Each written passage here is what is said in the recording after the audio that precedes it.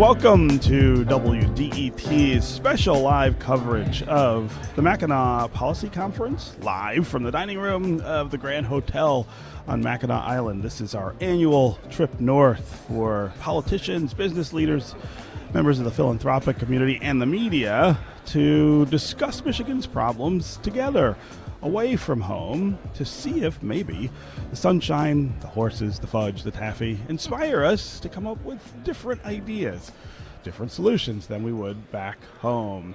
Today, we are going to have 2 hours of coverage from 9 to 10 a.m. and then again from 11 to noon, and we've got a lot on tap. We will hear from Governor Gretchen Whitmer.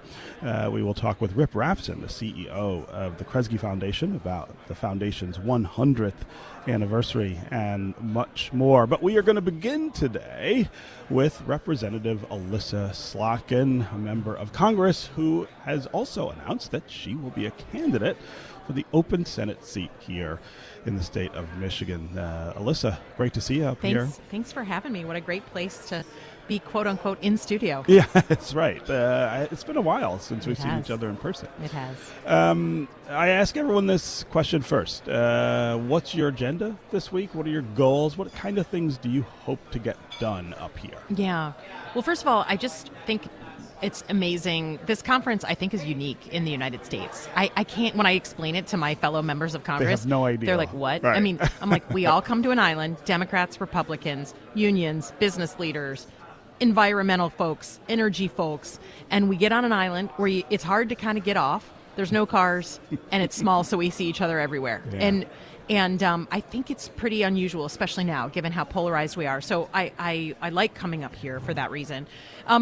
My agenda is, I think what a lot of people's is, you can see so many people in the span of 2 or 3 days in a way, from across the state that would take me months to go and see these folks in person. So it's good networking, quote unquote.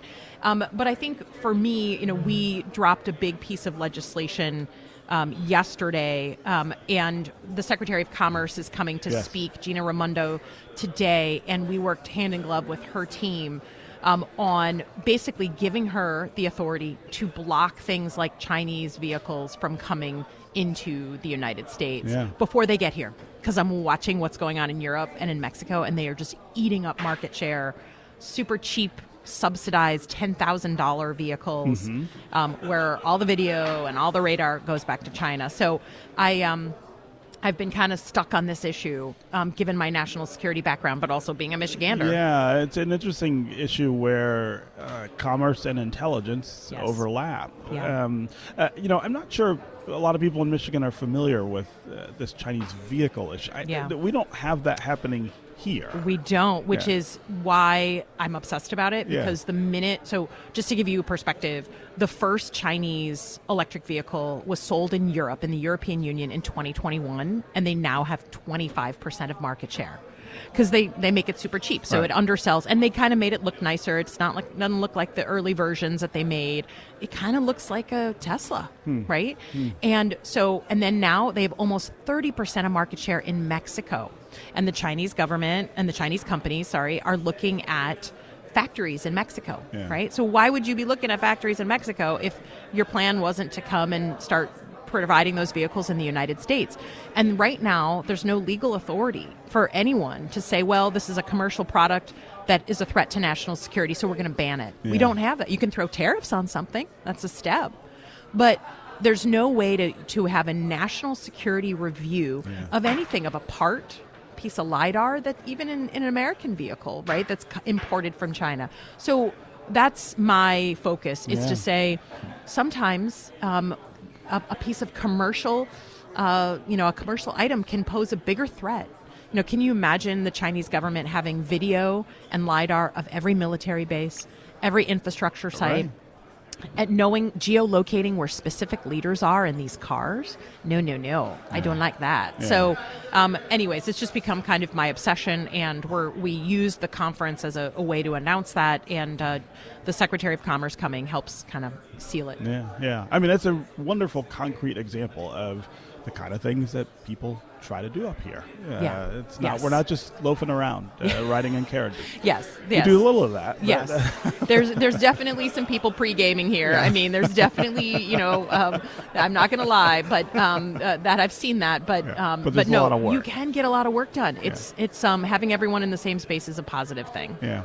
I want to ask you about something that is not happening here on Mackinac. Tonight, we are supposed to see you and Mike Rogers and Justin Amash and the other hopefuls for the U.S. Senate seat on stage debating the issues. We're not going to get to do that. Yeah. Tell us why.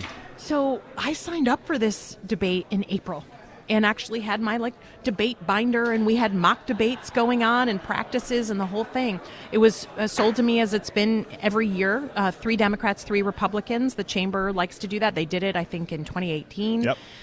So I was on board and we were preparing, but Mr. Rogers and Mr. Amash refused to participate. So the chamber came back to us and they said, well, let's just do 3 Democrats, 1 Republican. I said, hey, man, let's make it 2 on 2. Let's keep it balanced, right? That was the proposal. And we couldn't get there. But, I've done 10 debates in the past 6 years, both primary and general. I consider it, a strength. Yeah. And so we're open and happy and plan to debate both for primary and general. Yeah. So here's an idea. I think the candidates have too much control over this. Okay. I think we should have an independent commission that regulates the number of debates and where they're going to be and when they're going to be, and the candidates just show up. I mean, I've seen too often us not get the opportunity to see people talking in front of the voters about the issues, and I think it just doesn't work. My prediction is that we won't get a debate from the Senate candidates this year because not if I have anything to say about it. You want to have a debate. I've reached out to the Harper campaign once this chamber one fell apart. Yeah. And literally, I've always done live, often televised debates. No, you've done it a lot. And I've committed to that. I do public town halls constantly in my congressional life. I think in its best moments, showing voters the differences without being nasty and just debating, that's like the heart of democracy. So I believe in it. I am more. Not only am I open to it, I'm the only one who's done it as much. I mean, of all the candidates, no one's done more debates than I have in both primary and in general. Yeah. Would it be easier for you if there were just a schedule of debates each year that were decided and agreed upon by members of the media, by maybe the parties, and all you had to do was show up? I think Oakland University is trying to do something. They Maybe you're part of that. I'm sorry. If you are. They're trying. They don't have all of the media buy-in yet, at least. So I think that gives them a little bit of a disadvantage. Yeah, I would say that if there's an organization to it, it might be useful because we've been pitched by every Fox and this and that and every outlet. Obviously, I think, to me, you just have to have reasonable rules of the road, right? You just have to have a policy, and they have to be run by people who are neutral, right? Which is, I think, and we've had people come and pitch us on debates where it's like, you've already endorsed one of the candidates. It's not really a debate if you're skewing something. So there has to be rules, but we've always had multiple debates in every single race that I've run. So it's not been a problem for me. Yeah. Okay. I want to spend the last couple of minutes talking about what Washington's like and the chamber you are elected to in Washington, which does not seem to be able to govern itself these days. The majority can't even decide week to week whether they want the speaker to have their job. Just give us a sense of how that works, what that's like with that level of chaos. Yeah, basically, there's such a small majority, right? The Republicans have control, but by so few seats that the infighting among them, frankly, dominates most weeks. There'll be a bill that comes up from one of their committees, but it can't get to the floor of the House because a faction of the Republicans, the Freedom Caucus, doesn't like it. So there's a lot of waiting around, if you're a Democrat right now, for the Republicans to work out their problems. We wait for smoke signals out of their meetings, which get from, pretty rowdy from what I've heard. And then when something does get to the floor, it's like ridiculous, some of these bills, right? It's taking this person's salary down to $1. It's getting rid of every diversity program at the Department of Agriculture or whatever. In the meantime, when we're not doing a lot of substantive work on real issues, bad behavior is at a premium, right? So watching people play to the crowds, to the media, the Marjorie Taylor Greenes and Lauren Boeberts and people getting into fights that you would never want elementary school kids to ever see. It's just people have stopped legislating in many ways, and they're just there to be Twitter stars. And it doesn't, as someone with a national security background, it just rankles me to see the lack of leadership, frankly. Personal leadership. Okay, Elissa Slotkin, it's always great to talk with you. Thank you. Always great to see you here on Mackinac Island. Thanks for coming by. Good to see you. Have a good rest of the conference. Yes. Okay, we're going to take a quick break, and when we come back, we'll continue our live coverage from the dining room of the Grand Hotel on Mackinac Island, the Mackinac Policy Conference. Dan Kildee, another member of Congress, is up next. A little later, we're going to hear from Gretchen Whitmer, who is the governor of the state of Michigan as well. Stay where you are. We'll be right back with more from Mackinac Island.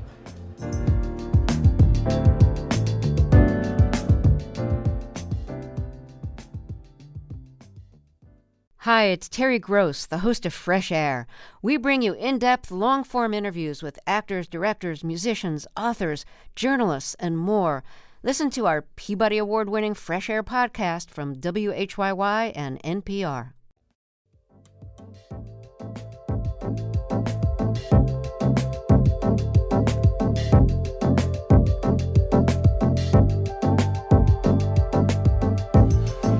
Welcome back to WDET's live coverage of the Mackinac Policy Conference from the dining room of the Grand Hotel on Mackinac Island. I'm Stephen Henderson, and I'm joined now by another member of our congressional delegation here in the state of Michigan, Dan Kildee, who is in his last few months, in fact, of being a member of Congress. Dan, always great to see you. It's good to see you, Stephen. Yes. The reason I wanted to have this conversation with you is because you are leaving. You're just walking away. End of the year. Yeah. Yeah. No, this was not a surprise to the folks that are close to me, because when I ran 12 years ago, my wife and I had a very explicit conversation that this is something we'll do for a season. Yeah. And we thought about season in life, 10 or 12 years, and as it turns out, it'll be 12 when I'm done. I never had it in my head to work the rest of my productive work life as a member of Congress. It's okay for some people to do that. But it's a pretty unnatural existence, at least in terms of the way I'm wired. What do you mean by that? Well, it's unnatural to, first of all, live in two different places that are 600 miles and 1,000,000 miles apart. I mean, they're just two completely different Flint and Washington, D.C. But it's also unnatural because a lot of folks in my business wouldn't acknowledge this, or maybe don't even believe it. None of us are wired for the kind of stuff we have to deal with. And a lot of people assume that because we chose this work, that we must have some sort of, genetic malformation that allows us to take all sorts of incoming, some of the nastiest stuff. And the truth of the matter is, we're not that. We're not wired for this. It is hard. It can be painful. It can be difficult. And then, you have certain moments that go way beyond the pale. We talked about January 6th before. So when I say that, that's what I mean by it's not a natural environment. It's difficult. And I don't think you want people in those jobs that become so numb that they don't feel that, because that's dangerous too. What kinds of things are you working on in the last few months to try to make sure that you complete some things or set some things up that will endure after after you're gone? Yeah, I think most of it is to make sure that the pieces that we've put in place have some degree of permanence. Yeah. One example, what we're working on right now, is making sure that the Flint Registry, which is the process by which people in Flint access resources as a part of the recovery from the water crisis. It's run by Dr. Mona Hanna-Attisha. Yes. We want to make sure that has long-term permanent funding, and we're working to get that in. I'll be straight. This is not a Congress that is going to be predisposed to a lot of new, groundbreaking initiatives. So much of the work is really about the budget process and making sure that the priorities that I care about receive the help, the support that I think is necessary. Yeah. There are a few things I would like to see. If there's a package toward the end of the year that has some space for some policy work, I'd like to see a bill that I wrote that is intended to help communities that are negatively affected by globalization and trade, to develop plans for redevelopment, incentivize redevelopment in the most distressed places. It's called Trade Adjustment Assistance for Communities, a term that doesn't really describe what it is, but because it had to fit a certain bucket. So I mean that and it kind of connects, I guess, to the work that I've been doing, in lots of different roles for a long time. Yeah. Flint, the water crisis there is still, I think, front of mind for people in that community. It's way more back of mind or out of mind for many other people. Even people in our own state, I think, have moved on. How satisfied are you that we've got the things in place that we need in place for the people of Flint to recover from that? And what's the work maybe that's still ahead? Well, I would say I'm unsatisfied in the sense that there's still more that Flint needs. The long-term effect of the water crisis goes well beyond the need to fix the pipes and deliver drinkable water. Something as fundamental as rebuilding trust in government will take a lot longer than it took for that trust to be lost. Yes. And that's important for a community like Flint, to be able to trust institutions, because it's a community that's made up of folks who are quite dependent on functional institutions of government, and they can't rely on that right now. But I think the work that needs to continue is really about fixing the economic and social impact of the water crisis. Yeah. We got a lot of money to fix the pipes. What we haven't been able to do yet is figure out how to sort of put things back together.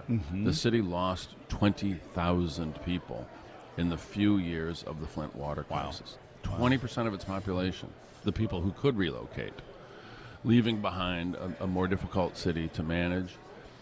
And what I worry about is, you made this point, that there is sort of a Flint fatigue that some people have. Forgetting, right? And my view on that is, no, I'm not going to let that happen. I'm not going to let people just get away with that, whether it's my colleagues in Washington or even people around the state.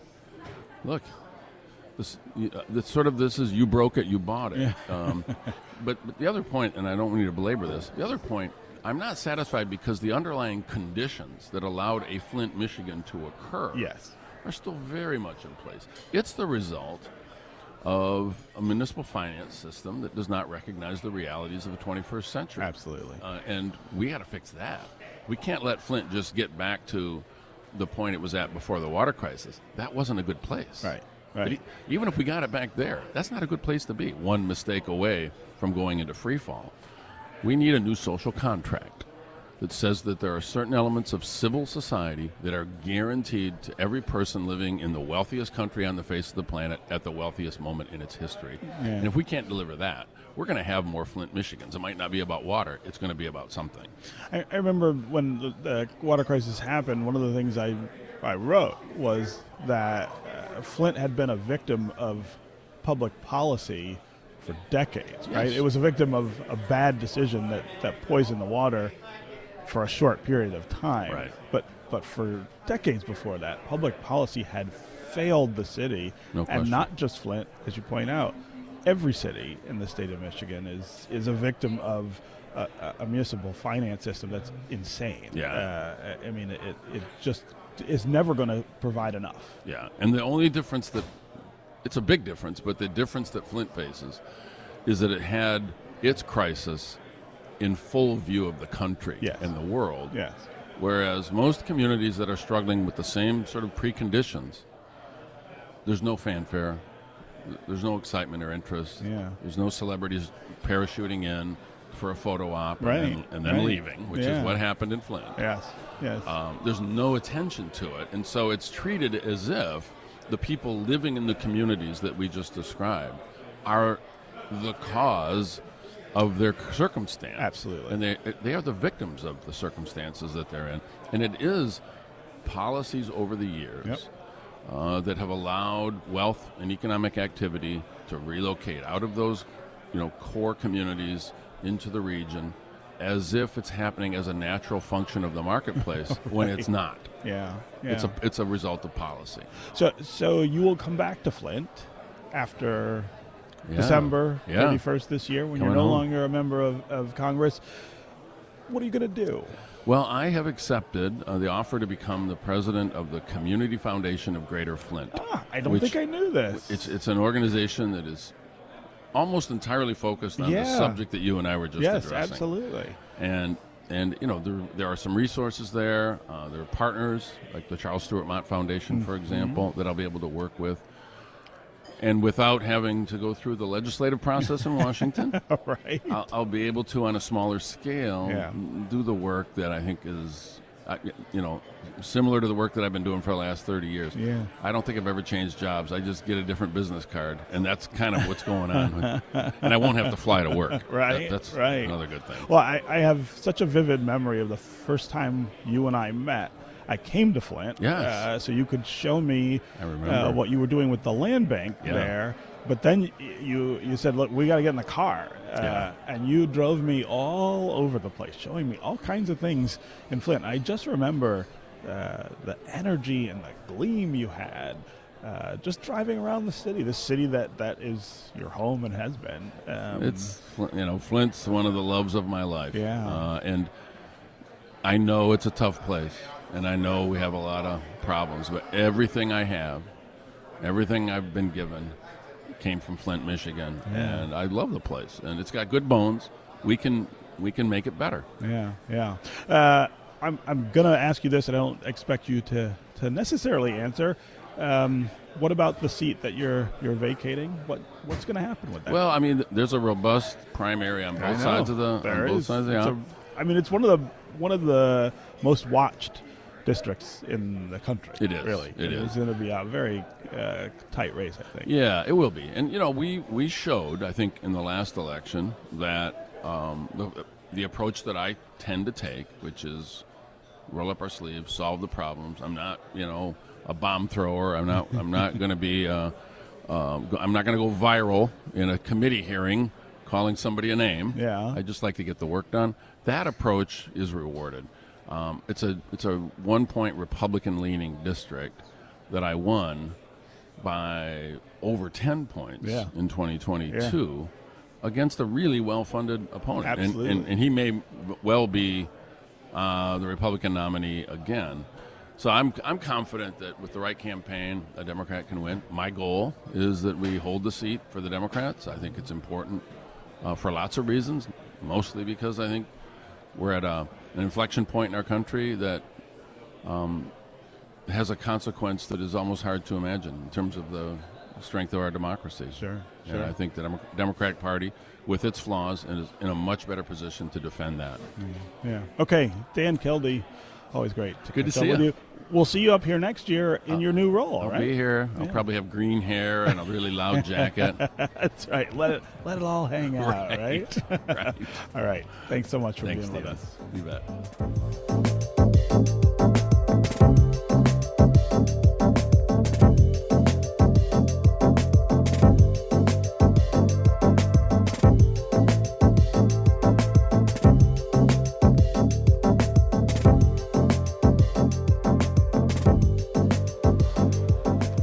We're going to continue our special coverage of the Mackinac Policy Conference live from the dining room of the Grand Hotel on Mackinac Island now with a conversation I had just a little earlier today with the governor of our state. Gretchen Whitmer has been governor since 2018, has 2 more years in that role, and is someone whose name comes up from time to time in the context of national politics. I talked to her about her plans for this week on Mackinac Island and her plans for the future. Governor Gretchen Whitmer, always great to see you. And of course, it's great to see you here on Mackinac Island. Thank you, Stephen. All right, so I ask everybody this off the rip. What is your goal? What's your agenda for being up here on the island? What do you hope to get done this week? I think, this conference always comes right at a time where we start negotiating budgets. Mm-hmm. And my focus is making sure not done yet, right? It's not done yet. We've got a lot of legislative leaders up here making sure that we keep moving toward getting the budget completed, that it's got it's a reflection of the values and the things that we need to get done as a state. And I think there are a lot of people here who have a big stake in that. And so harnessing all that energy to make sure we get it done on time and that it's another good budget that's balanced and bipartisan. Yeah, a lot of people have, I think, scratched their heads a bit about the pace of the budget this year, given that, Democrats have control of the governor's office and both houses of the legislature. What has been the holdup in your opinion? Well, we'll get it done by the end of June, and that is the statutory requirement. That's when you're supposed to, right? Yeah. It hasn't always been that way, Stephen, so right. I think that's I can remember some Septembers when we were still thinking about the budget. And, I know everyone says, Democrats control everything. We have a 1-seat majority in each of the House and the Senate. And, obviously it is always 2 branches negotiating with one another, regardless of who's in charge. It's always been the case, as Harry Gass decades ago used to say, the governor proposes and the legislature disposes. That's and right. So there's always a lot of negotiation that has to happen. And I think we're making headway, but we're in a strong position. I'm proud of the work that we've gotten done, the investments we've made. I want to see the lunch and breakfast covered for students going forward. These are big ticket items that are really important, and we just got to work through some of the other differences in the budget. One of the things that I've been saying about the budget that you proposed is that it represents a shift, not just in sort of immediate spending, but I think in the way we think about spending and the way we frame government support for our civic infrastructure, really, the things that really matter to people's lives. I had a conversation with Monique Stanton, the Michigan League for Public Policy, and their analysis of some of the things that you're doing. Talk just a little bit about what you're up to there and how transformational you think it might be if we could do all of that. Well, I do think that as we look at trying to grow our population and the Growing Together Council that we created last year, a lot of what's in this budget that I introduced is reflective of trying to make Michigan a place where Michiganders can get ahead and others come to for opportunity. Investing in our people, in our workforce. When you talk about that, you're obviously combining business needs with individual opportunity. That's where we find a real sweet spot. So when we make those investments, when I'm told, you really are an education governor, everyone claims to be, but you've actually done so much stuff in this space to connect people to skills and level financial barriers so others can get the enhanced skill set to get in better paying jobs. I'm proud to hear that. I'm proud of the work we've done around public safety, and I think we've got a really important story to tell here in Michigan and elevating the quality of people's lives. Yeah. So you believe it'll be done by June 30? Absolutely. We're going to hold you to that. I'll knock on wood for that, too. Right. Okay, yesterday, up here on stage, Mayor Mike Duggan gave his address, and in it, he was pretty critical of the state and the way state government has handled mental health in Michigan, and he was describing the problems that Detroit police encounter, in part, he says, because of those shortcomings. How do you answer that? Well, I agree. We know that in the 90s, John Engler eviscerated our mental health system. I know the mayor yesterday pointed out Lafayette Clinic, Yes. what happened there, people being turned out in crisis. It was horrible. We know after the pandemic that there's a lot more comfort talking about mental health. We should have been doing this a long time ago, but I've just, with this new legislature, finally got a mental health parity bill to my desk. I got to sign it in the recent weeks, and I think that it represents a real commitment to addressing and making progress in terms of addressing the mental health crisis. Substance abuse addiction. We know that this and mental health often go hand in hand, and if you're treating one but not the other, you're not actually helping people resolve, the issues that they're confronting. So Sure. There's a lot of work to do in this space. We've made huge investments in our schools to address mental health for our young people, but there's always more work to do in this space, and while we're making progress, we got to stay at it. Are we failing the way the mayor described yesterday? I think if you have the opportunity to talk with our clinicians, we know that there aren't enough of them. The ability to get mental health services online is a step in the right direction, and frankly, the pandemic gave us the opportunity to see how that might work and to expand on that. So encouraging people to go into this work, destigmatizing mental health, making access to care for substance abuse disorder, all of these are important pieces to it. Not one solves the problem. We got to do all of the above and more. Yeah. So we are still in the midst, I guess, of a great windfall, I guess, of federal money that has come from a number of different bills that were passed in Congress. And I want to have you talk just a little about things that you think the average Michigander can look at or point to and say, well, this is better or this is different because of that money. A lot of people, I think, wonder about things like that. Is this really going to make a difference? What would you say they should be looking to? I think naturally you hear people in Washington, D.C. talk about $3 trillion and you're like, what the heck does that mean? How's it making my life better? And I get that. And I think that's part of the disconnect between what happens in D.C. and in everyone's lives. I can tell you, though, when I talk to someone who's got a job paying $85,000 a year in the Bay Area doing something around chips, right, that is improving the quality of their life, improving the quality of the community, making sure that we're uplifting people's lives. When we announced yesterday that we've got this aggressive $367 million to bring down the cost of energy for 28,000 families, that is a real way that we're helping people save money and address carbon, that emissions. When we focus on housing, we're aggressively changed our goal yesterday by 53%. It's much more aggressive, 115,000 new or refurbished homes all across Michigan, affordable housing. This is how we get people who are unhoused housed. This is how we create opportunity for people who want to get one of the jobs that we've been able to announce over the last few years. So I think that these are the things. If you're saving money on your rent, or you're able to buy a home for the first time, or you've got a more energy efficient appliance or solar on your roof, you're able to keep more money in your pocket and get ahead. And that's all because of the federal actions and because of the Biden-Harris administration. Yeah. I want to talk about insurance reform because a few weeks ago I was talking with someone about things that have happened up here on Mackinac in the past, things we've gotten done.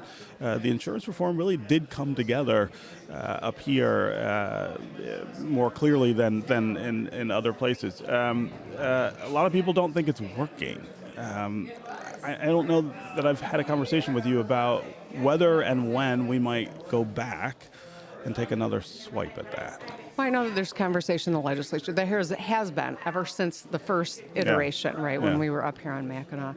I think we've made progress. We've given consumers some choice. We've been able to bring down some costs for folks, and that was the primary motivation. Not really, though, right? I mean, most people paying more. Dramatically as we wanted to know, right? And so I do think that there's more work to happen in this space. We also have had a lawsuit and some clarity by virtue of a legal decision, and so I think that has helped make sure that people who can get the medically necessary care that they need. But I believe and recognize that there's more work to do here so that we can help more Michiganders get reasonable insurance coverage. Yeah. Okay, I've got you here. I got to ask about all the national attention that you get and the ambitions that maybe some people are assigning to you in a national perspective. I've never really asked you about that. What do you make of all of that? People are going to say whatever they're going to say. I don't really give it much credence. No one knows what's in my heart and my mind. Well, you do. I do. And it's this. I'm going to give you the same answer I've given everyone. I'm right where I want to be. I'm not going anywhere for the next 2.5 years. What happens beyond that, I don't know. I really think I might go walk the earth for a year and figure out what's next for me, because this has been a roller coaster of a job. It always is for, it always whoever's is, in it. But Stephen, no one has dealt with pandemics, recall attempts, plots, dams being washed out. It's been a little different stretch, right? It's been a little more challenging than most. But I really don't know what's next. I'm not planning on any future runs. I'm really not. I wrote a book that, just to put a little light out in the world, 10 things I've learned in my life that'll maybe help give people a laugh or a little inspiration in what feels like a heavy, hard time. I think a lot of people see that as a signal of national ambition as well. Wait till you read it. It ain't that kind of book. It's not that kind of book? It's not a self-congratulatory memoir, which is what people write when they run for higher office. Let me ask the question a different way. Among the things that you've had to do as governor here, which do you think would prepare you the most for a national elected office? What kinds of things that you've learned or experienced in this job would be applicable and powerful at the next level? Well, I think, when you look at Washington, D.C., I think it's important that we have people with executive experience.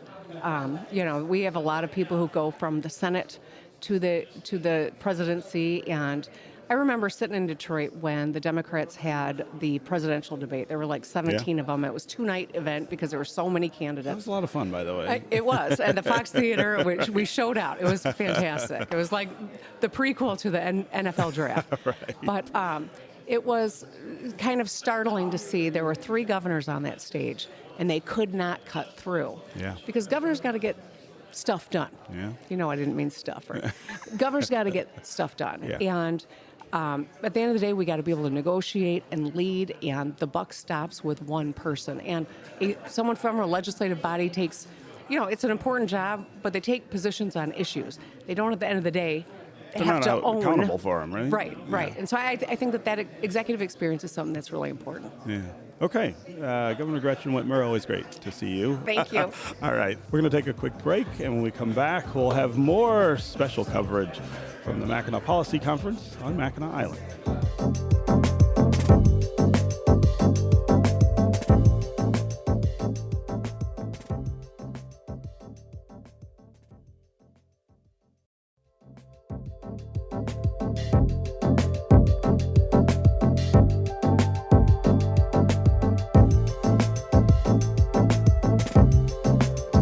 We're back with more of WDET's live coverage of the Mackinac Policy Conference from the dining room of the Grand Hotel on Mackinac Island. I'm Stephen Henderson, and I'm joined now by 2 really important people in our community. Rip Rapson is the CEO of the Kresge Foundation. Rip, great to see you up here on the island. Good morning, Stephen. And Wendy Jackson is Kresge's Vice President for Detroit Programs. Did I get that title right? No, but that's okay. I'll take it. What is your official title? It's Managing Director. Managing Director for Detroit. That's Making right. my life very complicated. That's right. Good morning. That's your role, not your job. It's great to have you here as well, Wendy. It's great to have you guys both here. This is an important year for Kresge. It is your 100th anniversary. It's really hard to think about that, really, when I stop and look at the signs and see the things that you're doing for 100 years. Talk about how significant that is. Well, the way you set it up, I think, is the right way to do it. Because if you just view this as just a party, some kind of capricious milestone in an organization's history, that's one thing. But if you actually take the time to go back and say, where did this thing start? Why did it start? Right. What were its first principles? Did it live to those principles over the years? How did it change? Did it adapt to changing times?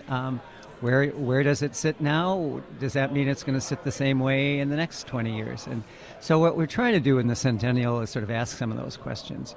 Where was Kresge during the lunch counter demonstrations when 5 and dimes were an important factor? Where was Kresge when nonprofit capitalization became an issue in the 50s and the 60s, and it played a significant role? Where was it during the civil rights movement? Where has it been during the bankruptcy? Where is it going to be going forward? So we're trying to make this truly a celebration of an institution that should be proud of its legacy, but an institution that really needs to be reflective about the role of philanthropy, what's that meant to Detroit, what might that mean not only to Detroit, but other cities we work in over the next many years. And so I think we're going to take that opportunity, have a lot of conversation. How much has changed since 100 years ago when the foundation started? Well, it really began in sort of classic early 20th century pocketbook philanthropy style. You had a wealthy corporate actor who wanted to do good and just gave money to the causes he cared about. Yeah. And that grew over the years as Kresge grew and as Kmart grew, and it evolved into an approach that tried to underwrite the capital campaigns of nonprofits. That could be a college dormitory, it could be a hospital, it could be an arts organization. And then about 20 years ago, we decided that we had really made our mark as much as we could in that space and pivoted to trying to focus much more on cities and what it meant to build opportunity structures in cities across America, and particularly in our hometown of Detroit. Yeah. Wendy, you lead the Detroit programming for Kresge. Talk about the things that Detroiters would recognize in their lives that Kresge is doing. It's a long list. We won't get to all of it. Long list. But just give us some examples. Yeah. So Detroit is really Kresge's signature place-based program and really the flagship. We've been able to remain the constant for 100 years, and the next 100 years will definitely be determined by what we do in our hometown. But there's so much that the community recognizes, from Campus Martius and Eastern Market and some of the, really iconic assets that we have in the city and that support the city and the region. But also increasingly our work in neighborhoods, whether it is beautifying pocket parks in neighborhoods across the city. Our work, obviously, at the Marygrove campus has been a major project for us. A lot of our arts and culture work has really, I think, been a signature part of our efforts in Detroit, both celebrating individual artists, but also, just iconic arts and culture projects all across the city. So it is a long list, and we're looking forward to reminding folks of that. Yeah, right. Talk about the decision-making process, though, for figuring out where you want to have an impact in Detroit and what you're trying to accomplish. So our work in Detroit is both citywide and neighborhood-based. And I'm very fortunate to work with a team of about 15 who we try and balance kind of the strategic nature of what we do, so identifying opportunities within the team to invest in and be a part of. But we also balance that with requests that just come in from Detroiters who are, doing great work in their community. And so we really try and balance those two things. The decision-making process is daily.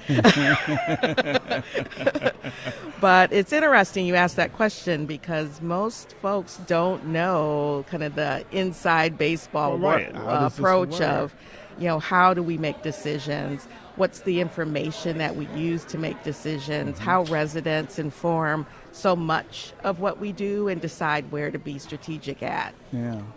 I was going to just add, Stephen, that one of the characteristics of philanthropy sort of seen in its negative light is that they get in their mind a series of things they want to invest in, and they just stick to it. Yeah. And I think particularly given the city we live in, that's just not possible. Mm-hmm. You can't predict an economic collapse. You can't predict political dysfunction. You can't predict bankruptcies. Can't predict COVID. And so one of the characteristics, I think, of Kresge has been its adaptability, that we balance, exactly as Wendy has suggested, things that seem to need long-term tending, whether it's a regional transportation system or a P20 campus at Marygrove, or whether it's the kind of thing that just can't wait, that you just simply have to attend to the public health system when it breaks down during a COVID crisis, or when small businesses are in dire straits and you just simply can't wait around figuring out how to be strategic about your support for small business. You just have to move.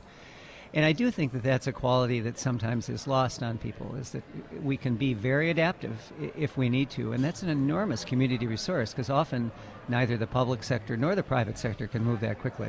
Yeah, I was going to say, I mean, the things that have happened in Detroit over the last just 15 years are kind of unimaginable on a city scale, right? There is not another city that's endured all the crazy. And I think that's had an effect on all of us, but it's also affected philanthropy in the sense that you're asked to do things that philanthropy wouldn't necessarily be asked to do in other cities, and you're a stopgap in many ways to stop the worst things from happening and having the consequences that they could.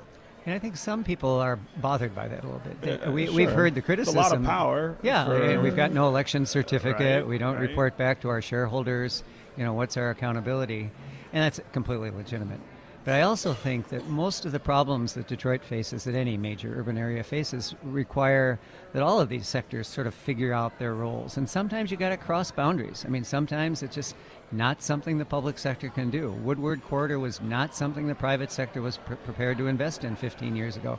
It needed investment. Neighborhoods have long been disinvested and marginalized. So I think, again, this sort of notion of shape-shifting, that sometimes we look a little bit like private investors, sometimes we look like sort of more public process, sometimes we look like classic nonprofits. Yeah, but I think, through it all, our role has been to look at opportunities where we can continue to help propel Detroit forward.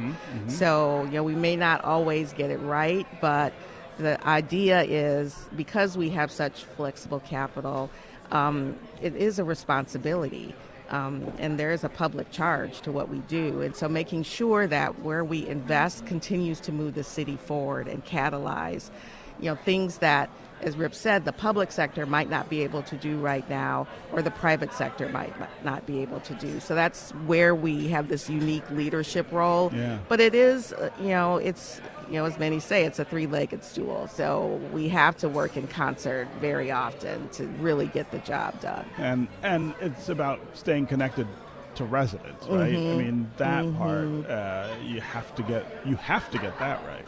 100%. And that's been, I think, one of the important changes in philanthropy across the board in our city, is just more of a focus on resident voice, making sure residents are more at the decision-making tables. Sure. When at least our roles and our resources are being brought to bear. And, Detroit is just really blessed to have so many philanthropies working in concert, but that whole piece around making sure that we're deeply connected to residents and resident priorities has been, I think, one of the first principles.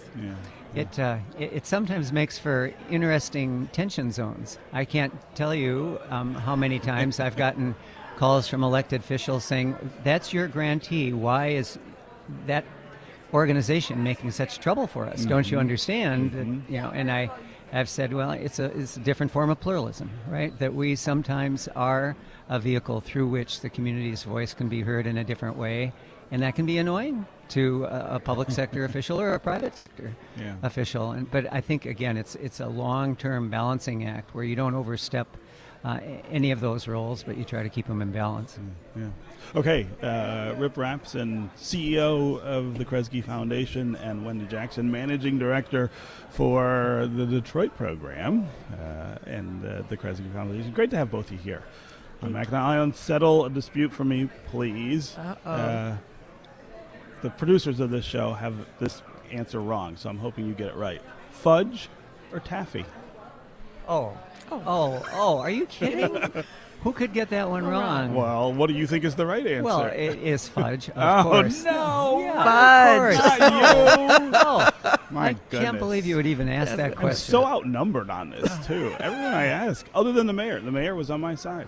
He Taffy said is just like taffy. bubble gum with sugar. Well, what is fudge? It's just all Chocolate sugar. with sugar. Chocolate with sugar. All right. Well, I will stand by my allegiance to taffy, even though most people disagree. But thank you guys both. for Thank being you. here. Appreciate Thank you, you. Stephen. Yeah. Bye-bye. Bye. That's going to do it for this hour of our live coverage from Mackinac Island. We'll be back at 11 o'clock. Nick Austin will have interviews as well. On Point is up next. Big thanks to our sponsor, Optic Birmingham, for making this year's coverage possible. An optical boutique where you can find original, never-worn, vintage, and exclusive contemporary eyewear. More info at opticbirmingham.com. Thanks for joining us here on Mackinac Island. I will be back in Detroit next week.